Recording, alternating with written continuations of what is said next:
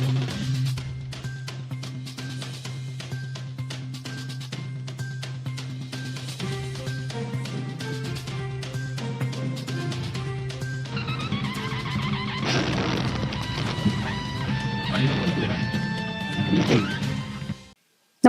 आपण पाहता हिरकणी न्यूज.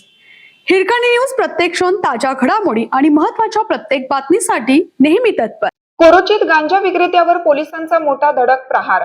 2.34 लाखांचा मुद्देमाल जप्त, तिघे अटकेत. इचलकरंजी शहापूर पोलीस ठाण्याचे पोलीस निरीक्षक गजेंद्र लोहार यांच्या नेतृत्वाखाली अंमली पदार्थ विरोधातील कारवाईला मोठे यश मिळालं आहे. कोरोची गाव परिसरात गांजाची विक्री करण्यासाठी आलेल्या तिघा आरोपींना पोलिसांनी अटक केली असून त्यांच्याकडून गांजा, मोबाईल आणि वाहनासह तब्बल 2,34,000 रुपयांचा मुद्देमाल जप्त करण्यात आला.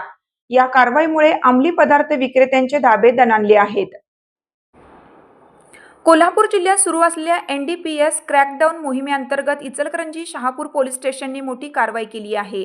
गोपनीय माहितीच्या आधारे कोरोची गावातील चव्हाणवाडी टेकडी परिसरात सापळा रचण्यात आला.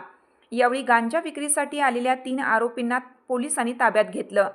अटक करण्यात आलेल्या आरोपींकडून 2 किलो 289 ग्रॅम गांजा, 3 मोबाईल हँडसेट आणि 1 मोपेड वाहनाचा एकूण 2,34,225 रुपयांचा मुद्देमाल जप्त करण्यात आला.